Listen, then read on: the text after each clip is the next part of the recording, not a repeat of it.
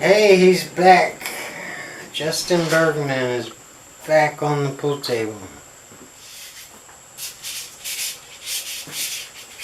Actually, he never left the pool. From what I know, I don't know a lot. He's been gone from the pro tour probably, 4 years? Anyway, he played in the St. Louis shootout, and he just lives right up the road, so I'm taking it all as he just does not like traveling, which, who can blame him? You're out there already grinding, and the road's tough, man. Of course, that's not confirmed either, I'm just guessing because I haven't talked to him. Anyway, there's this thing called Ultimate.pro USA. And in St. Louis was 8-ball shootout, which is really cool. And Justin kind of wears his heart on his sleeve. And you know, I said for years, if these guys would just talk out loud and tell us what they're thinking, you know, before they run a rack and what they're planning and all this stuff, everybody would learn so fast. Because half this game, probably more than half, is mental. It's all about what's going on upstairs. And the greatest pool wisdom instruction video I ever saw in my life was Buddy Hall on 9-ball.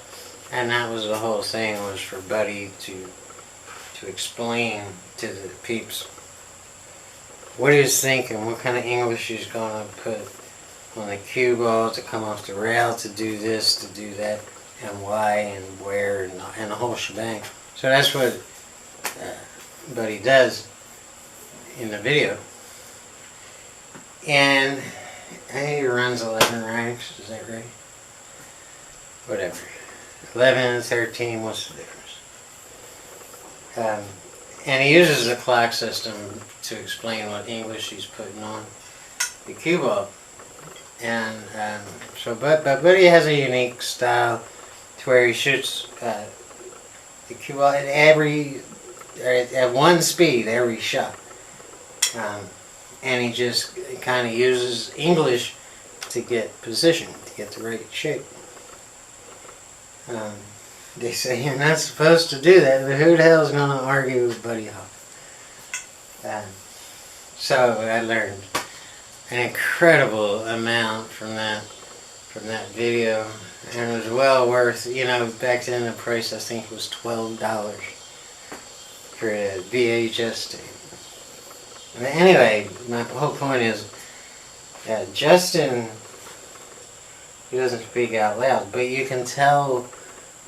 Just by the way he's lining balls up and planning the rack and what pattern he's seeing in his mind to break out clusters and to get the right position, and because he gets behind the shot and lines them all up with this cue, he'll actually stroke through the object ball or whatever ball he's breaking out.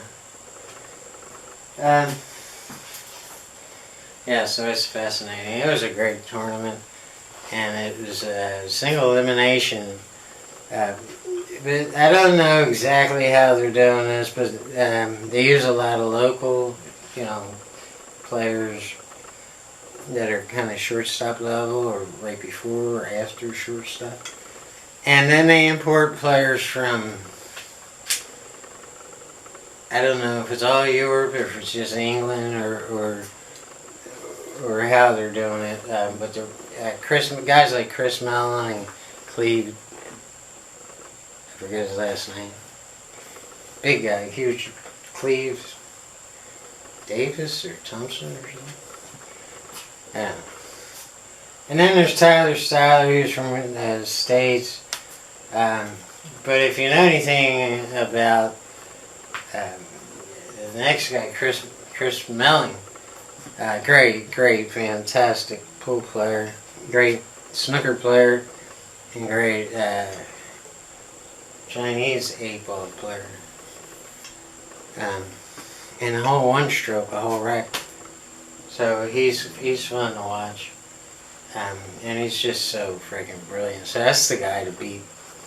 And and it's just like one tournament a day, I think, and that's the shootout format, where it's single elimination. You know, you lose a match, you're done.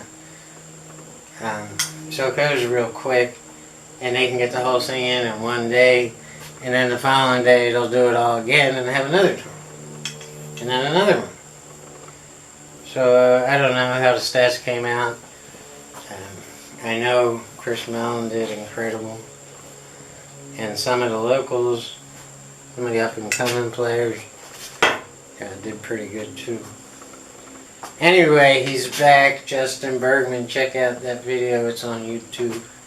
Ultimate Pool USA St. Louis Shootout. Playing 8-ball.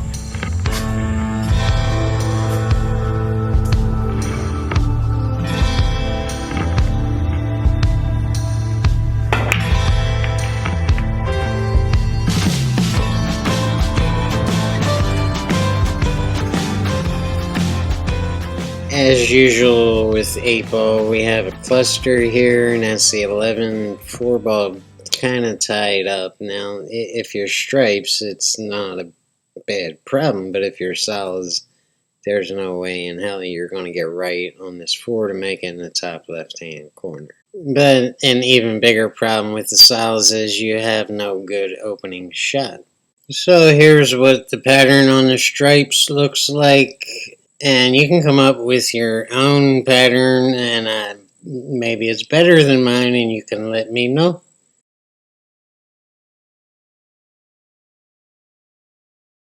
Now, normally you wouldn't want to save the treble ball for the key ball, which is the ball to get on the 8. But in this case, I almost have to. Because if we look at the 8-ball, we really only have one pocket for it, and that's the bottom right-hand corner. Technically, you could shoot it up in the top right-hand corner, and you could even shoot it in the left-hand side, but you know, nobody's going to do that unless they get in real trouble, and we're not, as long as we stay in line.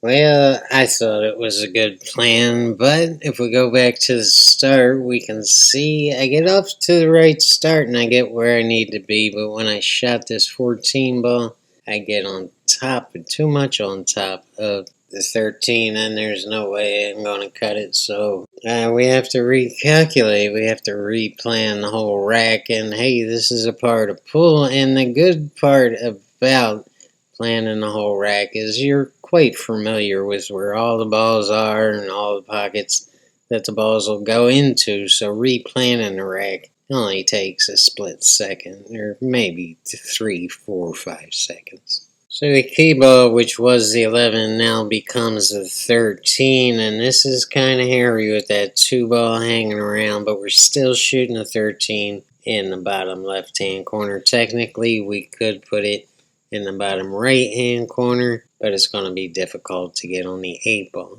So unless we get out of line again, it's going to be in the bottom left-hand corner. We're going to use the 9 ball to get on the 13 ball. The order of the rest of the balls is going to change, and we're going to shoot this 10 ball in the top left-hand corner, but we've changed that to the right-hand side pocket. And this is because I'm shooting the 15 first, the 10 second to get right on the 11 in order to get right on that 9 ball, to get right on the key ball, which is going to be the 13 again, and from there, we're just going to bounce out and get a shot in the bottom right-hand corner pocket for the 8 ball. Let's go see how it all plays out. And hey, don't forget to like, subscribe, and leave a comment. I do read all the comments. I'm a little behind, but eventually you will be replied to. If I don't get to you right away, you're not being ignored. It's just that I'm a busy dude. Peace, y'all.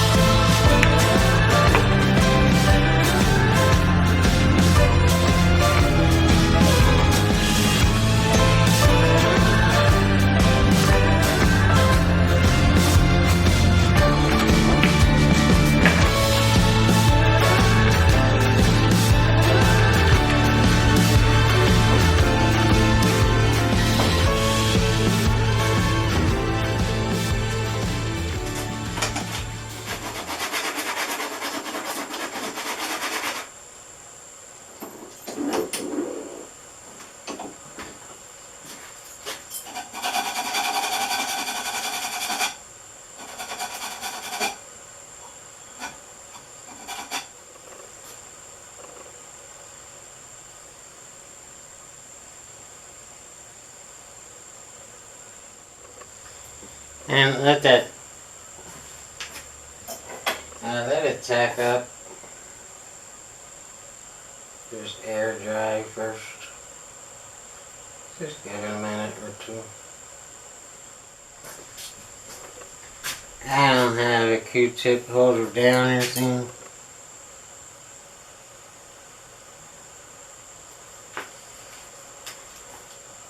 So you can see my shot at centering that was not very good.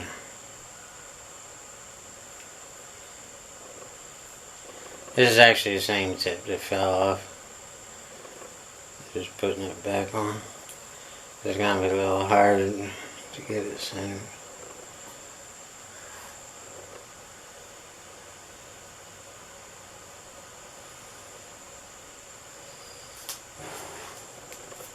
So you might ask, well, what the hell is the tape all about? I don't want to show you.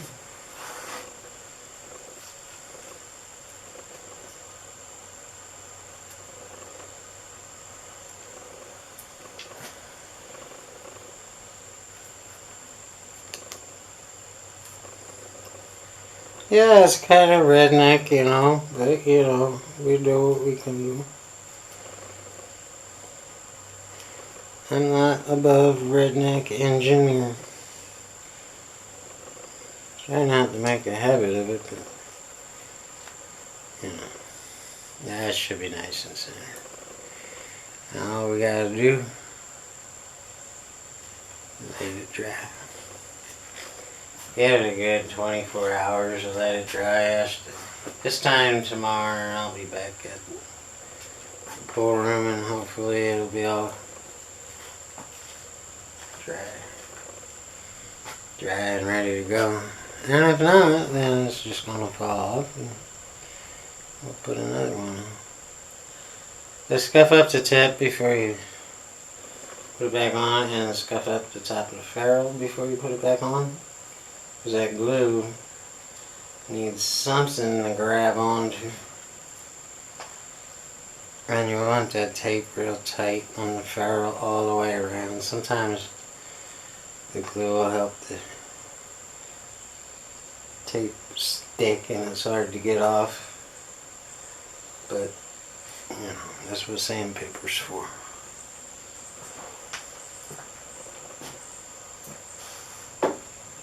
This part of this Q-tech